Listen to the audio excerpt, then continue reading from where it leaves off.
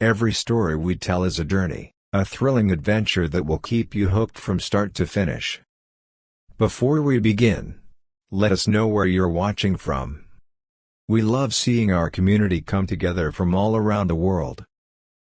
And don't forget, hit that subscribe button and turn on notifications so you never miss a story. Tomorrow, we have a special story just for you. Trust us, you won't want to miss it.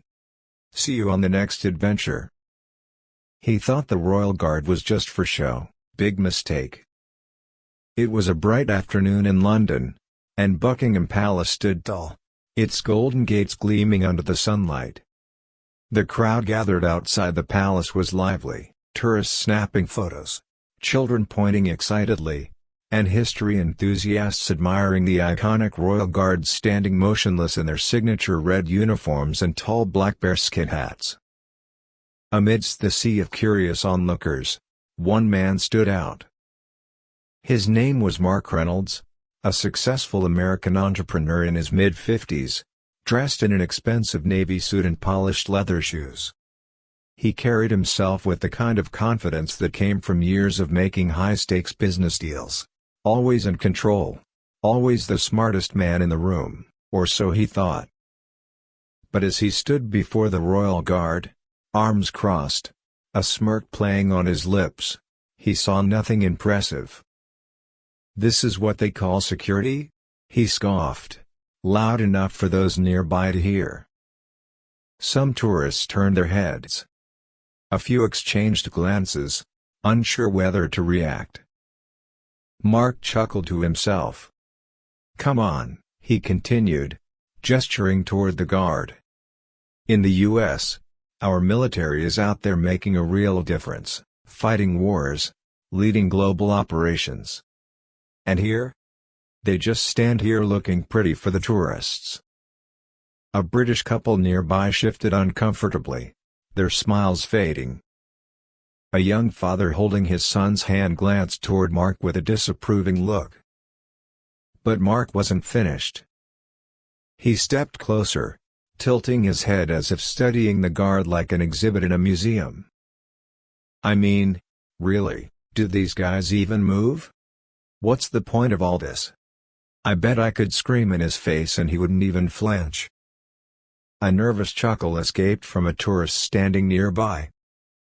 Mark grinned, thinking he had won over the crowd, but he didn't notice the older British gentleman standing a few feet away, a veteran, dressed in a simple blazer with a small military pin on his lapel.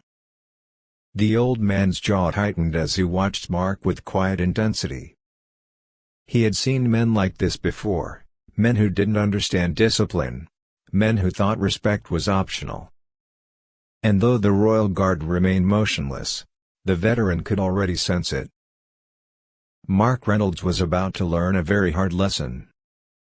Mark Reynolds wasn't done yet. Seeing that no one had stepped in to challenge him, his confidence grew. He turned to the crowd, gesturing broadly. "You all see this, right? This guy hasn't even blinked. What's the point? I mean, honestly, does anyone really think this is an effective way to protect a palace?" A few tourists exchanged uneasy glances. A mother pulled her child closer, whispering something into his ear, likely telling him not to pay attention to the rude man. A couple of American tourists chuckled quietly, seemingly entertained by Mark's antics. Mark smirked. He took this as encouragement. He stepped even closer to the royal guard, hands on his hips. "Come on, mate. Do something. Nod your head, scratch your nose, anything. You can't seriously just stand there all day." Still, the royal guard remained completely still, his rifle gripped firmly, his gaze locked forward, his face devoid of any emotion. That should have been the moment Mark realized he was out of his depth. But instead, he doubled down. "So what happens if someone actually attacks the palace?" Mark scoffed. "You just stand there and hope they trip over your boots." This time, The reaction from the crowd was different. There was no more nervous chuckling. Instead, a heavy silence fell over those nearby. A group of British tourists stared at Mark in quiet disbelief, their expressions a mixture of disapproval and disappointment. A young woman in a red coat folded her arms tightly, shaking her head. "That's enough," she muttered under her breath. But the sharpest reaction came from one man in the crowd, the elderly British veteran who had been standing quietly a few feet away. He had been watching Mark closely this entire time, his sharp, experienced eyes assessing every word, every smirk, every arrogant gesture. And now, he was done staying silent. Taking a single step forward, he finally spoke, his voice low, but firm. "You really don't understand a thing about discipline, do you?" Mark turned, raising an eyebrow. "Excuse me?" The veteran held his gaze, unflinching. "These men aren't here to entertain you," he said, his tone steady and authoritative. "They are soldiers. Real soldiers. And if you had any understanding of what that means, you'd know better than to stand here making a fool of yourself."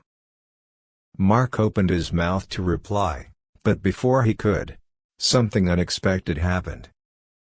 A sudden movement in the crowd, a flash of motion, and the Royal Guard, in an instant, broke his silence. "Make way!" The sharp, commanding boom of his voice cut through the air like a knife. And in that moment, everything changed. The booming command, sharp, authoritative, and unmistakably serious, cut through the air like a crack of thunder. "Make way!" Mark staggered back, his smirk vanishing instantly. The Royal Guard, who had remained unshaken this entire time, had suddenly come to life. His foot stomped down hard, sending a sharp echo across the cobblestone ground. His posture, already rigid, became even more imposing as he shifted into a defensive stance, his grip on the rifle tightening. But the guard wasn't reacting to Mark. Something else was happening. The crowd turned their heads, eyes widening as they spotted a man moving quickly through the square, heading straight for the palace gates. His movements were erratic, his pace too fast for a casual pedestrian. He was wearing a hood, and his hands were tucked deep into his coat.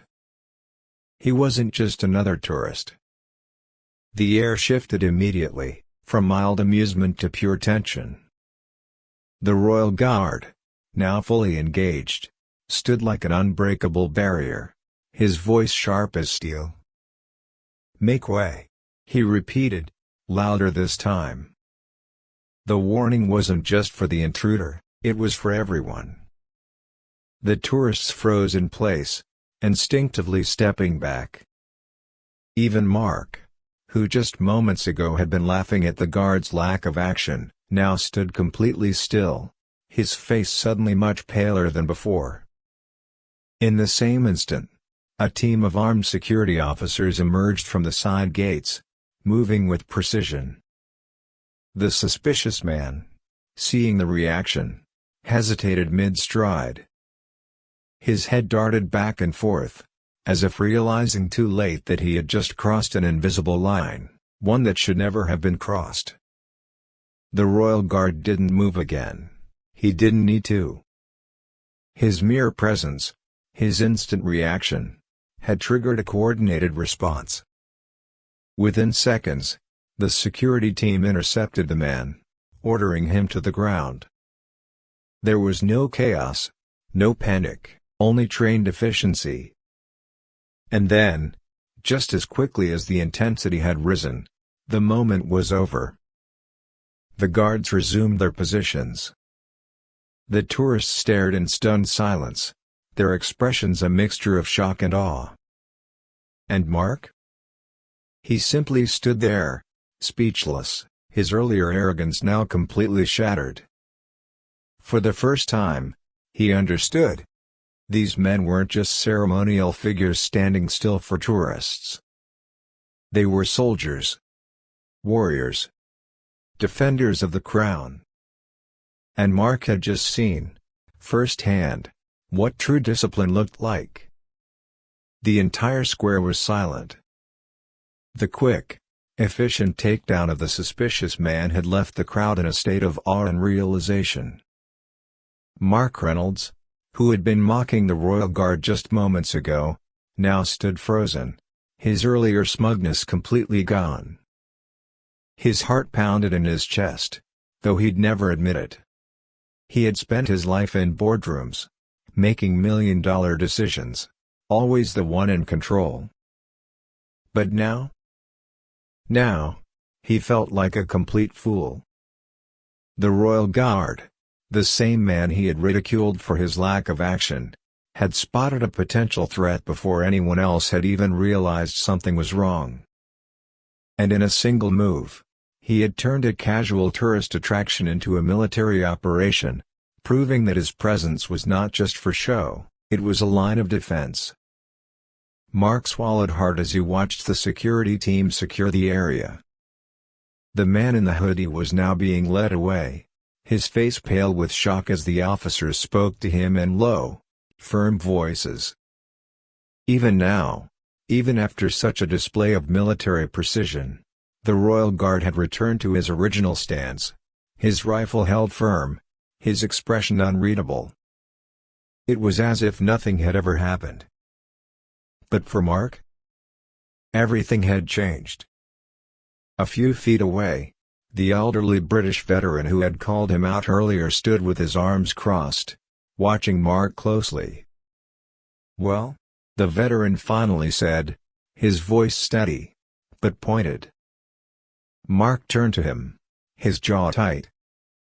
The old man raised an eyebrow. "Do you still think they're just statues?"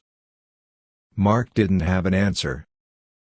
He had spent the last 15 minutes mocking the discipline of these soldiers, acting as if their duty was nothing more than a performance for tourists. And yet, when it mattered most, the Royal Guard had proven him wrong in the most spectacular way possible. Mark felt the weight of every word he had said before. The arrogance. The doubt. And now? Now, he knew better. The Royal Guard wasn't just a ceremonial figure. He was a soldier. And Mark had just witnessed, firsthand, the power of unwavering discipline. The tension in the air slowly faded, replaced by something else, understanding, respect, and awe. The Royal Guard had already resumed his stance, his body motionless once more, as if nothing had happened. But to those watching, everything had changed.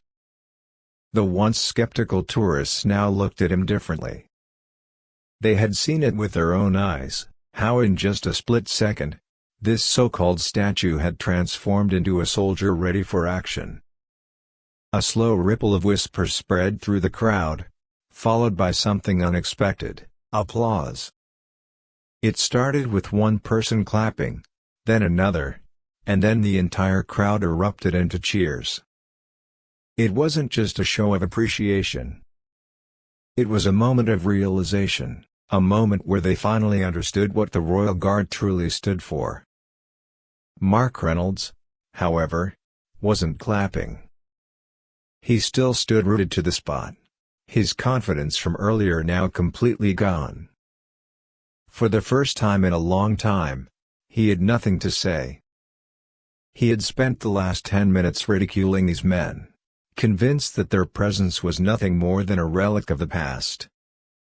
But now, he knew the truth. These men weren't just ceremonial. They weren't just there for tourists to gawk at. They were soldiers, warriors, protectors of the crown. And he had been a fool to ever doubt them.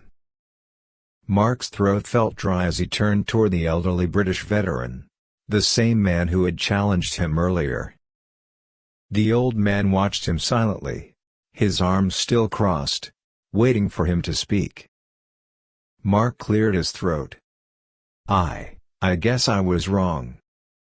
The veteran smirked slightly. You were?" Mark exhaled, glancing once more at the royal guard, now standing as if nothing had happened, his rifle firm, his eyes locked straight ahead. But Mark knew better now. That wasn't just a blank stare into the distance. It was watchfulness. It was discipline. It was preparedness for the moment when duty calls, just like it had today. Mark nodded once, then stepped back into the crowd. He didn't need to say anything else. The lesson had already been taught, and he would never forget it.